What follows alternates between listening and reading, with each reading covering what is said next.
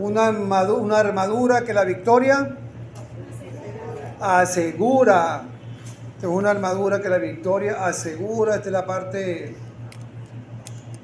2.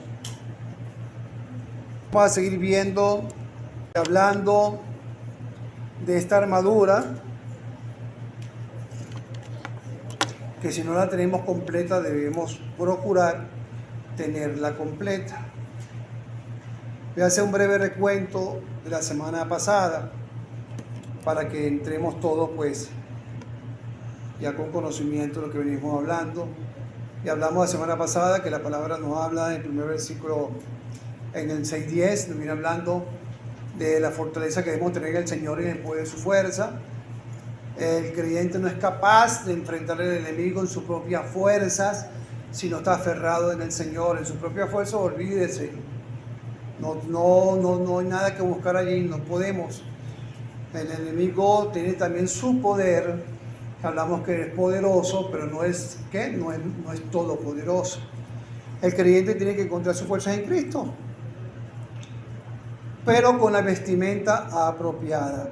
Por eso dice en 6:11, vestido de toda la armadura de Dios, para que podáis resistir, podáis estar firme contra las acechanzas del diablo. Nos da una palabra de advertencia y nos recuerda que no tenemos luchas contra sangre ni carne, sino que nuestra lucha es espiritual. Es espiritual, por ende, por esa razón nosotros tenemos que buscar pues fortalecernos espiritualmente. Y para eso necesitamos vestirnos brindar una lucha como debe ser, con la vestimenta apropiada.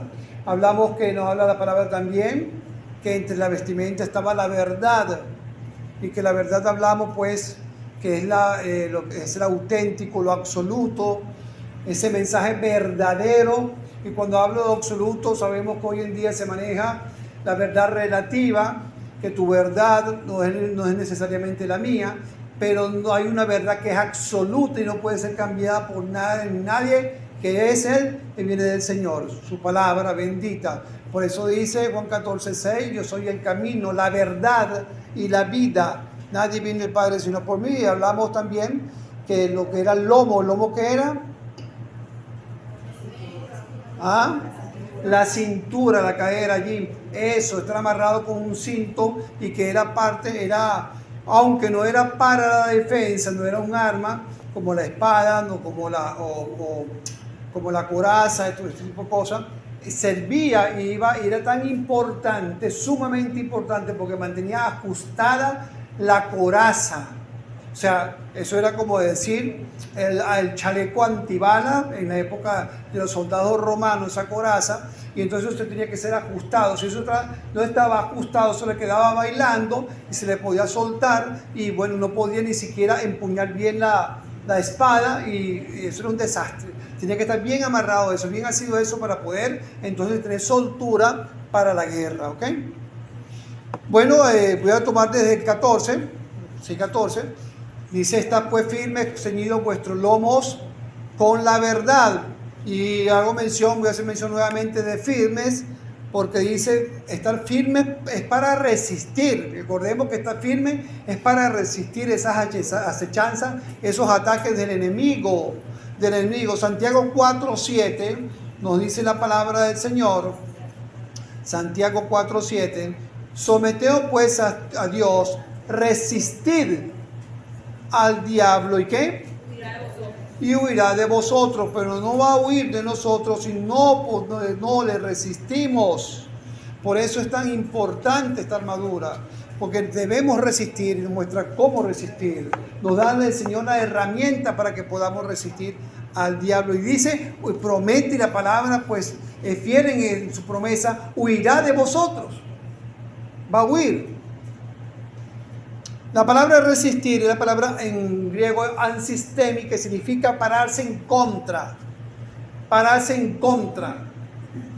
¿Ok? Yo no sé si ustedes han visto alguna vez en su vida estos boxeadores que le agarran el saco y le tienen agarrado el saco, y el que le tiene agarrado el saco, como los golpes son tan fuertes del boxeador, él le agarra el saco y pone el pie de una manera de resistir.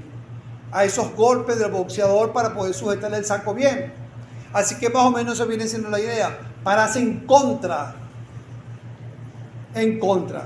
Yo cuando fui boxeador, no mentira, eso no fui. Yo pienso que cada uno de nosotros en cierta forma espiritualmente está boxeando, ¿verdad? Está librando batalla y está. Y el Señor ahí está en nuestra mano para la batalla. Así que bueno, fue lo que hizo también el Señor. El Señor, ¿qué fue lo que hizo cuando fue llevado al desierto? A fuerza de palabra, resistió ahí la tentación. Y con la espada, pues, libró esa batalla allí. Así que bueno, dice, está pues firme, ya vimos con la verdad y seguimos adelante en el 6:14. Y dice, está pues firmes, vestidos con la coraza de justicia. Vestidos con la coraza de justicia. Y estamos tan preocupados por la vestimenta diaria, a veces lo que nos vamos a poner, si combina o no combina, si tengo un hilo se me fue en la camisa o en el pantalón o me falta un botón y ay, yo no quiero salir así y preocupado y hago todo por estar bien, pero olvidamos la vestimenta, la principal. El enemigo no le va a dar a esto material.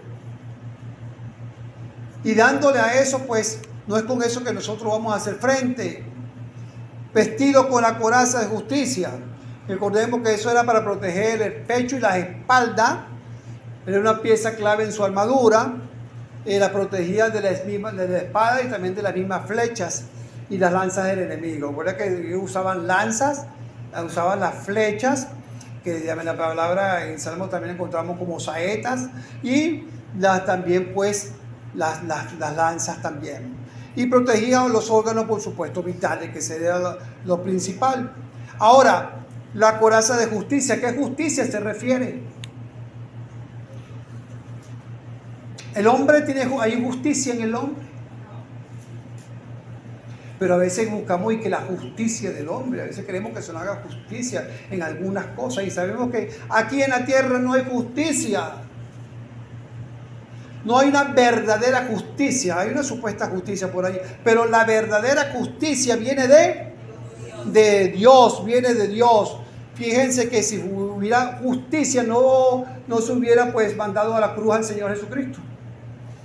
Ellos hicieron una aparente justicia allí, aferrado a algunas cosas para justificarse y llevar al Señor a la cruz.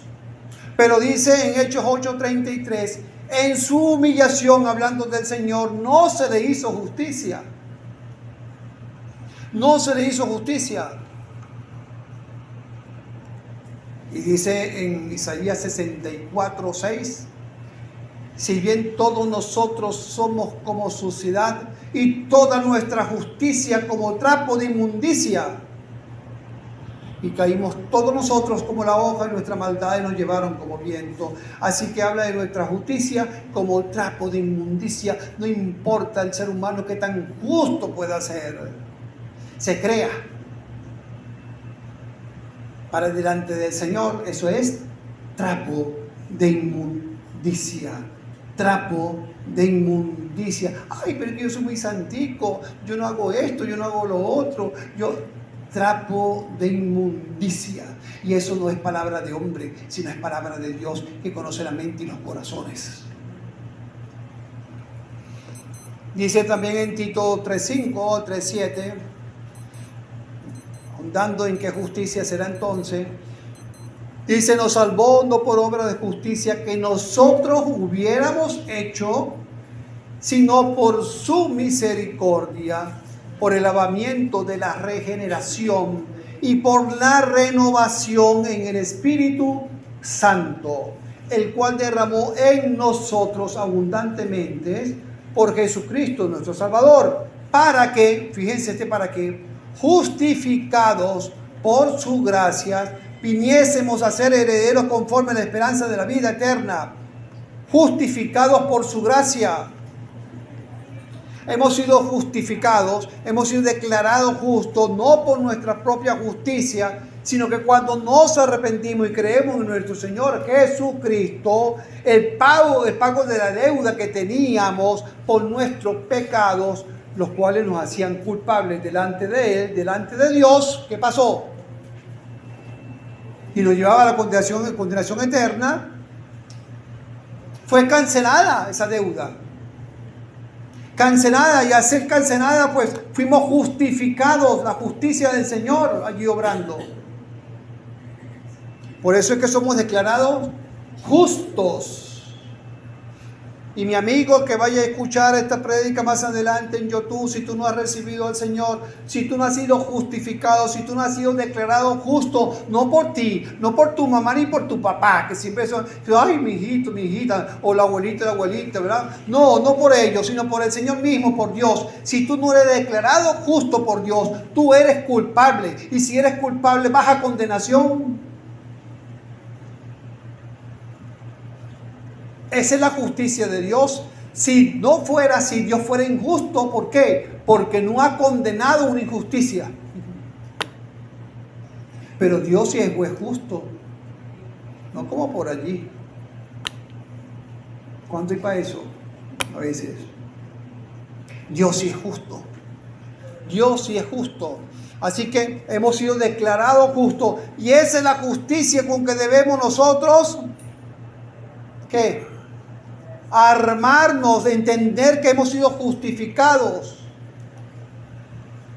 entender que hemos sido declarados justos. Por cierto que esta palabra en griego, que se llama dikaiosune, significa justificación cristiana, precisamente lo que veníamos hablando. Y eso de declararme justo me lleva a mí también ¿a qué? A vivir una vida en santidad, a vivir una vida de buen testimonio delante de Dios y delante de los hombres. ¿Para qué? Ahora sí, para que el enemigo no tenga nada de qué acusarme. Esa es la coraza. No puede lanzarme nada por allí porque no tiene cómo. Está fortalecido. Fui justificado, le pertenezco al Señor. Soy del Señor. Y vivo para el Señor. Fíjense que el mismo, hablando de Isaías del Señor Jesús, en Isaías 59 y 17, búsquenlo allí por favor, en su Biblia, Isaías 51, 17.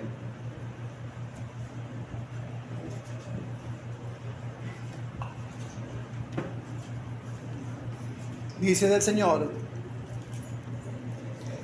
Fíjense cómo se vistió también el Señor. Dice, pues de justicia se vistió como de una coraza. Hablando del Señor. Pues de justicia se vistió como de una coraza, y la coraza que venimos hablando nosotros, la protección, como de una coraza, y sigue añadiendo, que lo vamos a ver también más adelante, el yelmo, con yelmo de salvación, mi mismo Señor, en su cabeza tomó ropa de venganza por vestíbulo y se cubrió de celo como de manto. Pero dice, pues de justicia se vistió como de una coraza. Así que de esa coraza el Señor lo vistió. Pero eso nos lleva, mi hermano, también a que tenemos una responsabilidad a cuidar nuestra conducta. Porque ciertamente si yo estoy vestido con esa justicia, yo no puedo hacer nada, o no debo hacer nada que vaya a empañar o que vaya a dañar esa vestimenta, por decirlo de alguna manera. No darle pie al enemigo.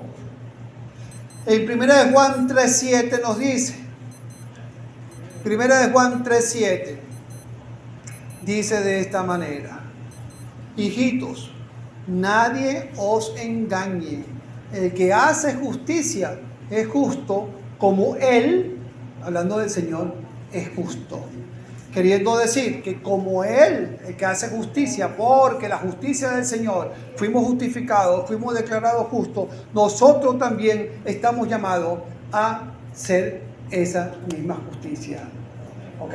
Vivir una vida transparente, una vida de equidad, como el Señor demanda. Porque si no es así, entonces, repito, estamos abriendo la puerta, estamos dando campo al enemigo para que él, en ese huequito que consiga allí, por ese huequito se mete en esa coraza. También nos dice firmes. Efesios 6:15. Firmes y calzados los pies con el apresto del Evangelio. Firmes con el Evangelio de la paz. Firmes. Ahora, dice la palabra que es el Evangelio de la paz. Hay también, no solamente nosotros, mi hermano, hay una vestidura para resistir, sino también el Señor nos da una vestidura para ir, para derrumbar fronteras, fortalezas del enemigo, para llevar su palabra. Así que no solamente estar parado, sino también poder ir a que esas personas que estén cautivas, rescatarlas para el Señor. Por eso dice el Evangelio de la paz. ¿Y por qué el Evangelio de la paz? Bueno, la palabra nos dice 2 Corintios 5:18, 5:19. 2 Corintios 5:18 y 5 al 5:19. Dice, y todo esto proviene de Dios, quien nos reconcilió consigo mismo por Cristo y nos dio el ministerio de la reconciliación, o sea, traer paz, porque donde no hay reconciliación hay pleito, hay enemistad. Así que Dios estaba en Cristo reconciliando consigo al mundo, no tomándole en cuenta a los hombres sus pecados, y nos encargó a quienes, a ti, a lo que van a oír los hermanos que van a oír también te encargó a ti, que nos encargó a nosotros la palabra de la reconciliación. Tú y yo tenemos un encargo de llevar ese evangelio de la paz, ese evangelio de la paz. Porque hasta que ese evangelio de la paz no se ha llevado y el hombre se dé cuenta de su pecado, que el hombre se dé cuenta que está peleado con Dios, que es enemigo de Dios, como lo dice la palabra, y esto no es invento de hombre, eso lo dice la palabra del Señor. Cuando estamos a espaldas del Señor, cuando no hemos recibido a Cristo, somos enemigos de Dios, y vino Cristo a reconciliarte a ti con la relación con el Padre, a reconciliarte. Así que, amigo y amiga, hoy es la oportunidad que te puedes reconciliar a través de Cristo y tener esa paz, esa reconciliación, porque Cristo, dice la palabra, es la paz. Es la paz. Y donde hay reconciliación hay restauración. Hay restauración. Y la vida del hombre, la vida del creyente se va restaurando, y las cosas viejas pasaron y aquí todas son hechas nuevas. Hay un proceso de restauración importante, y aquellas cosas que hacíamos ya no nos gusta, ya no nos queremos hacerlas, y vienen así a medida que nosotros vamos aumentando nuestra relación con el Señor, viene creciendo y va en aumento ese proceso de regeneración, de restauración. De eso se encarga la presencia del Espíritu Santo una vez que recibimos a Cristo. Es maravilloso, maravilloso. Ahora, no puede haber reconciliación si no hay la disposición de quienes vayan a predicar la palabra. Romanos 10:13 al 10:17, busquémosla. Romanos 10, versículo 13 al versículo 17.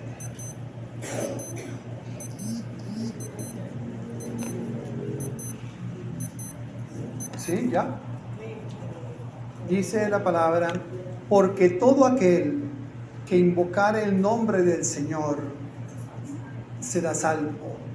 Esto, por cierto, aclaro, porque en una oportunidad hace muchos años había una gente que le decía, estoy hablando de más de 30 años que escuchamos ese caso, ese caso en que había algunos que le decían a la gente en la calle, mire, usted invoca el nombre del Señor para que sea salvo, invoca el nombre del Señor para que sea salvo, usted invoca el nombre del Señor, invoca el nombre del Señor y será salvo. Eso no solamente es decir, Jesús, o Jesús, ayúdame, o Jesús, eso no significa solamente eso. Hay un trasfondo en relación a eso. Si yo estoy invocando, dice aquí el nombre del Señor en mayúscula, es porque primero es el Señor de mi vida. Y para hacerlo Señor de mi vida es porque me tuve que dar cuenta de mis pecados y haber recibido el perdón de Dios. Para eso, ahí entonces dice, porque todo el que invocar el nombre del Señor será salvo. Ahora, ¿cómo pues invocarán a aquel en el cual no han creído?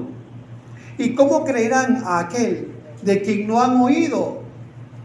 ¿Y cómo oirán sin haber quien les predique?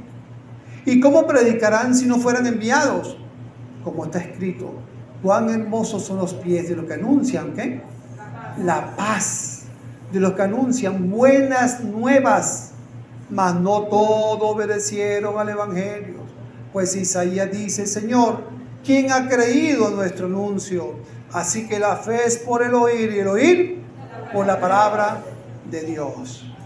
Y el oír por la palabra de Dios. Así que esas buenas nuevas, la paz, nosotros estamos llamados a anunciarla. Pero para eso tiene que haber una disposición. Pero también tiene que haber para eso una preparación. ¿En qué? No, yo estoy diciendo que usted sea un teólogo para predicar la palabra y hablarle a alguien del Señor. Mire, la manera más impactante que nosotros podemos hablarle del Señor es con nuestro propio testimonio. Cuando nosotros vemos lo que el Señor ha hecho en nosotros y cuando nosotros, porque es algo experimental, y le hablamos de lo que Cristo ha hecho en mí, lo que ha hecho en ti. Ahora si tenemos, wow, ¿qué ha hecho Cristo en mí? Uy, allí se cierra el serrucho, se tranca el serrucho.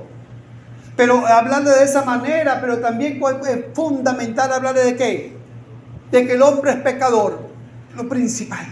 Hay gente que no le gusta mucho decir esto, sino simplemente lo que le gusta decir, Dios es amor, Dios es amor. Es cierto, Dios es amor, pero también es justicia y tiene que condenar, tiene que hacer justicia al pecador.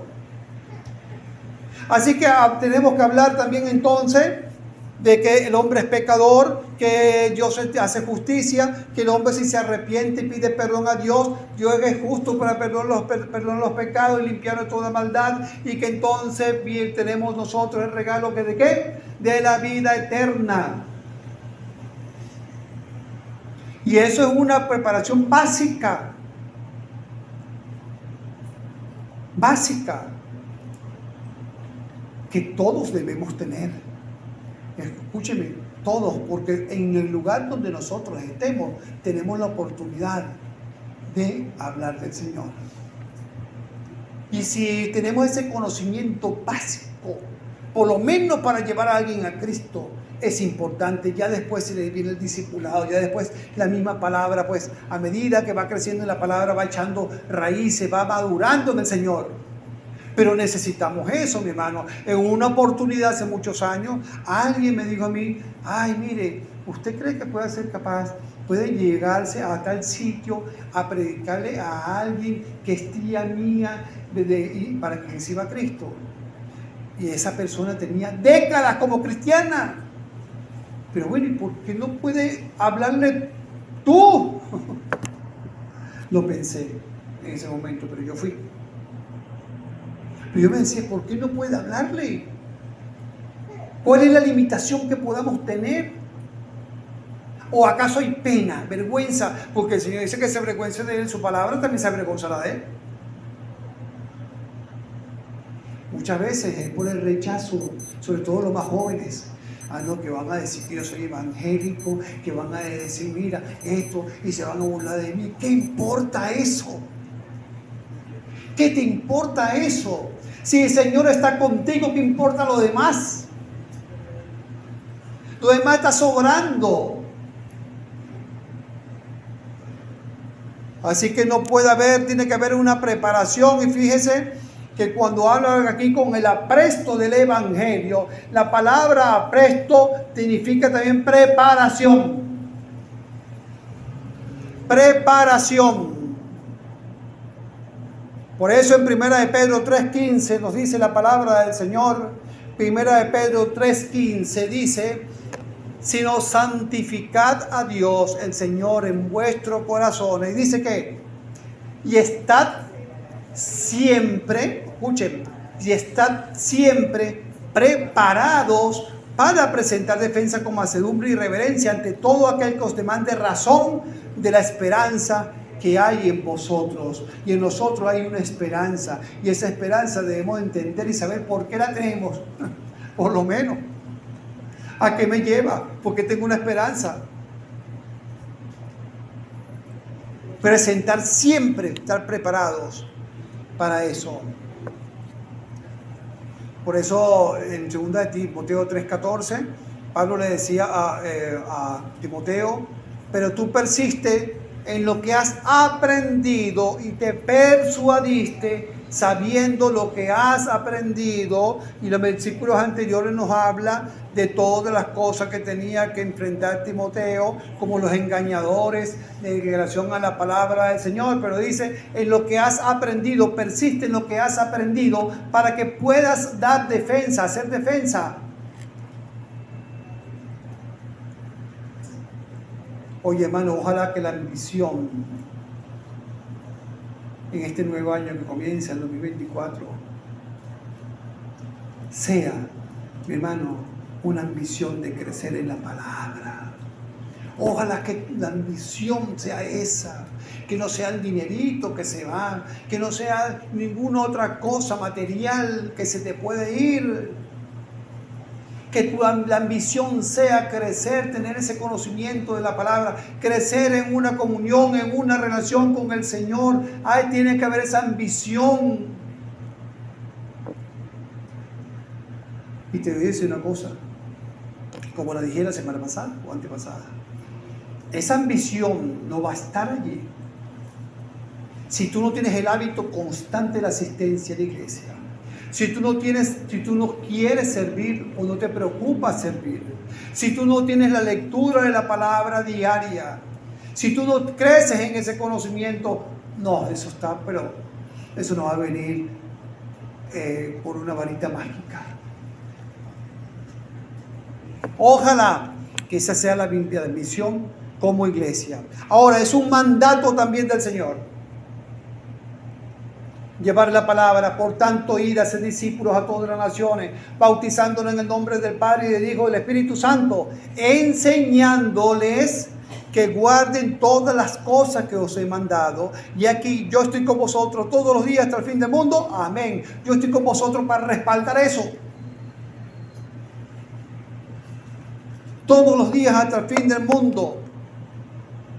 Por tanto, id y llevad la palabra. Es un mandato, y si no lo estamos haciendo, estamos en desobediencia. Así de simple. Estamos en desobediencia.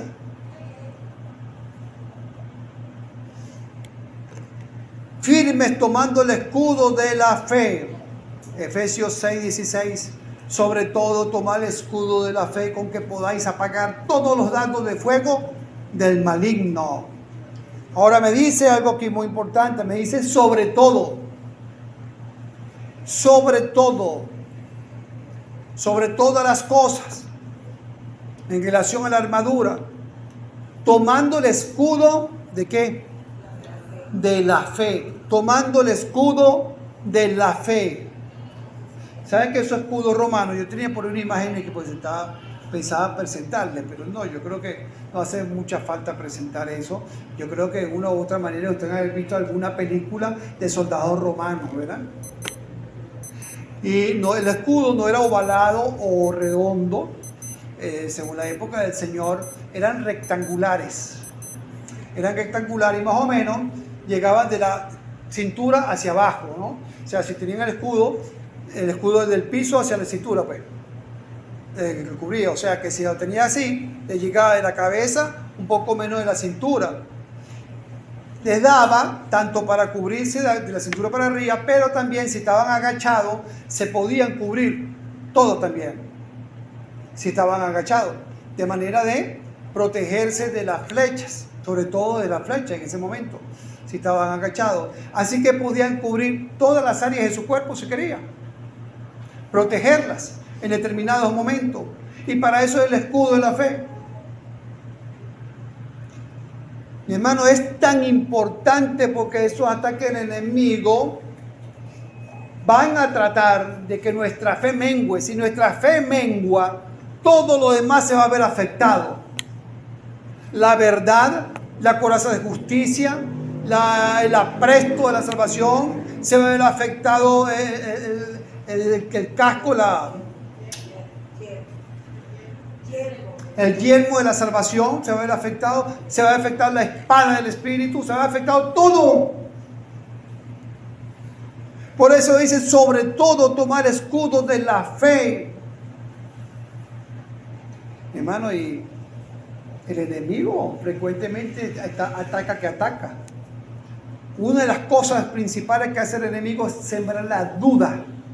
Ese es el arma poderosa, esa es su bomba atómica.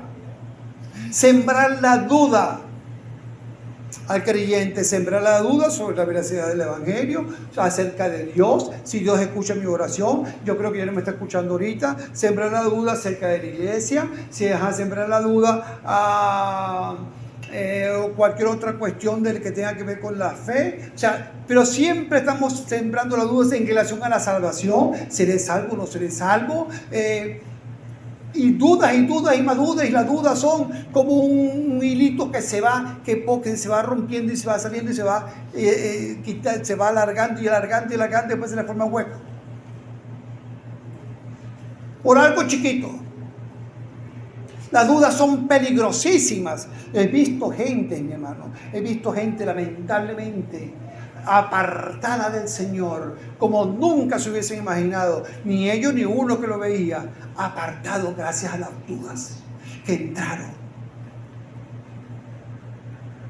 Eso es peligroso.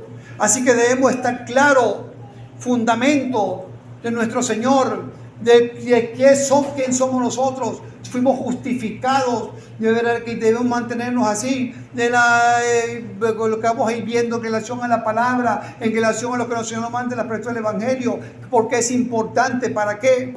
Todo, no darle cabida al enemigo. Dice la palabra en 1 de Pedro 5:8, sed sobrios y velad, porque vuestro adversario el diablo, como león rugiente, anda buscando a quien devorar, al cual resistid firmes como en la fe, sabiendo que los mismos padecimientos van cumpliéndose en vuestros hermanos en todo el mundo. O sea que no hay nadie que no pase por esos padecimientos, está hablando de aquí, pero resistamos con la fe. Mi hermano, la fe es lo que nos puede mantener hacia adelante. La fe es lo que nos puede impulsar. La fe es lo que nos puede levantar. La fe es lo que nos permite ver las cosas que antes no veíamos. La fe en Cristo, hacia adelante, hacia la meta, no puede nunca faltar. La palabra fe, que es la palabra pistis en griego, significa credibilidad, convicción. Convicción. ¿Cuántos tenemos la seguridad de haber sido salvos? Hay 2 o 3, ay no, aquí vamos a tener que evangelizar más. ¿Cuánto? Usted tiene que tener la seguridad que fue salvo, que es salvo, que tiene el regalo de la vida eterna, pero no es simplemente una seguridad, pues que yo asisto a la iglesia, eso no es una seguridad. Hay frutos, no quiero decir que deje de hacerlo, porque está al otro extremo, pero igual si yo no voy soy salvo, mucho cuidadito con eso. Moscatel. Tener la seguridad que es salvo, mi hermano, más bien nos va a impulsar a buscar más del Señor. Me lo da el Espíritu Santo. Me da la garantía. Me confirma mi salvación. Así que no puede haber dudas por allí. ¿Ok? Fíjense en Hebreo 11:1 vamos a hablar de la fe. No podemos dejar pasar Hebreo si estamos hablando de la fe. Y vamos a mencionar varios versículos. En Hebreos 11, a partir del 1, voy a saltarme algunos versículos. Síganme en los versículos que salten, hermanitos. Pero no podemos saltarnos este capítulo. Es muy importante y dice 11:1, es pues la fe la certeza de lo que se espera, la convicción de lo que no se ve. Porque por ella alcanzaron buen testimonio los antiguos. Por la fe entendemos haber sido constituido el universo por la palabra de Dios, de modo que lo que se ve fue hecho de lo que no se veía. Así que esas estrellas, ay, pero cómo están ya allá colocaditas, quién la está sujetando, y esto y aquello, y cualquier otra duda, pero mire cómo puede ser esto, y la evaporación, eso a nosotros no nos importa. Creemos que viene por Dios. Eso es la fe. Eso es la fe. ¿Ok? Y dice que por la fe, también en 11:13, conforme la fe murieron todos estos sin haber recibido lo prometido, sino mirándolo de lejos, creyéndolo y saludándolo y confesando que eran extranjeros y peregrinos sobre la tierra. Imagínense, ya están hablando de quiénes, de los patriarcas, están hablando pues, de David, están hablando de todos aquellos que en el Antiguo Testamento todavía no estaba la gracia, pero creyeron a esa promesa de un Salvador, de Cristo en ese momento, y esa fe que tenían por ese Salvador, que saludaron de lejos, porque pasaron cientos y cientos de años antes que viniera Jesús. Sin embargo, ellos allí creyeron, saludaron de lejos y se creían peregrinos. Ellos entendían ya en ese momento, en esa época, que estaban de pasaditas por esta tierra. Cuánto más nosotros, que ahorita más que nunca se acerca el Señor, debemos entender que somos peregrinos en esta tierra. Y dice en el 11:13, conforme la fe murieron todos estos sin haber recibido lo prometido, sino mirándolo de lejos y creyéndolo, saludando y confesando que eran extranjeros y peregrinos sobre la tierra. ¿Y qué más digo? Porque el tiempo me faltaría contando Gedeón, de Barak, de Sansón, de Jefté, de David, así como de Samuel y de los profetas, que por fe conquistaron reinos, hicieron justicia, alcanzaron promesa, taparon bocas de leones, apagaron fuegos impetuosos, evitaron filo de espada, sacaron fuerzas de debilidad, se hicieron fuertes en batallas, pusieron en fuga ejércitos extranjeros. Las mujeres recibieron sus muertos mediante su resurrección, mas otros fueron atormentados, no aceptando rescate a fin de obtener mejor resurrección. Otros experimentaron vituperios y azotes, y más de esto, prisiones y cárceles, y fueron apedreados, aserrados, puestos a prueba, muertos a filo de espada. Anduvieron de acá para allá cubiertos de pieles de ovejas y de cabras, pobres, angustiados, maltratados, de los cuales el mundo no era digno, errando por los desiertos, por los montes, por las cuevas y por las cavernas de la tierra. Y todos estos, aunque alcanzaron buen testimonio mediante la fe, no recibieron lo prometido, proveyendo Dios alguna cosa mejor para nosotros, para que no fuesen ellos perfeccionados aparte de nosotros. Imagínense. Imagínense. Y para terminar, dice en 1 de Juan 5:4 al 5:5, porque todo, vamos a buscarlo todo, mi hermano, eso es muy importante. Terminamos esta segunda parte y ya queda la tercera parte para el próximo domingo. Dice, porque todo lo que es nacido de Dios vence al mundo. Y esta es la victoria, que ha vencido al mundo. ¿Que han vencido al mundo? Que ha vencido al mundo nuestra fe. ¿Quién es el que vence al mundo? Sino que cree que Jesús es el Hijo de Dios. Hemos vencido, mi hermano, por nuestra fe. Por eso es que me dice la palabra que, bueno, sobre todo esa fe tiene que estar arriba. Y si vemos que por alguna razón va bajando, debemos, mi hermano, entonces ponernos en alerta, luz roja, y a buscar prontamente, a aferrarnos al Señor, ver cuáles son las causas, los motivos por los cuales mi fe está decayendo en ese momento, y aferrarnos al Señor, y que el Señor me diga, acudir a Él para que el Señor nos levante.